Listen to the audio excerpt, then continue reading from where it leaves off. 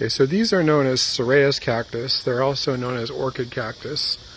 They're not orchids. They're in the cactus family, but they're vine-like, and they also have characteristics of an air plant too, because they can attach themselves to trees and grow without soil. Now I have these in baskets, and so I find that they do better in baskets than they do just growing on a tree.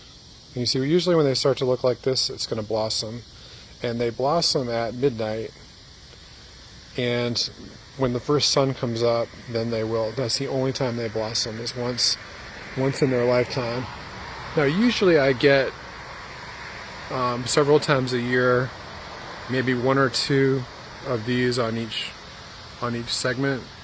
This is the first year I've had a lot. And right now I literally have dozens of I don't know what you call them, pre-blossoms or buds, right? Dozens of these buds. And what I'll do is I'll come out here tomorrow and take pictures of the flowers. Over here in this tree, you see there was one last night that blossomed, and then it wilts, and then you will never see this again.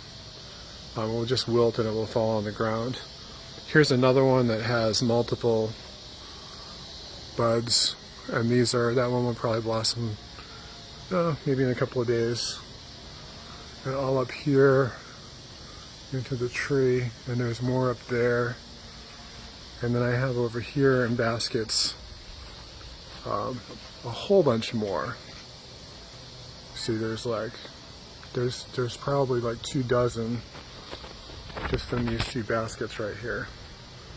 I've got another one over by my window with so you can see that coming out there. It looks kind of like a snake. And I had these originally at my house in Melbourne. I had a roommate that was really into plants, and he had these growing on the palm trees. And so then when we both moved out, I grabbed several pieces, and I brought some to my house and they died. And I brought some to Matt Carroll's house in Melbourne. He lives right by the Indian River. And I guess the climate there is really good for that. We were across the street from the Indian River, and they just proliferated. So I would go to his house and grab segments. And now I have, dozens of these growing everywhere. They really took off. I tried planting them originally on a tree, and I just found that they do have roots. And although they will grow on trees, I think that they grow better in soil. Everything I've read about them says just stick them on a tree, but they like being in soil. They get more nutrients that way.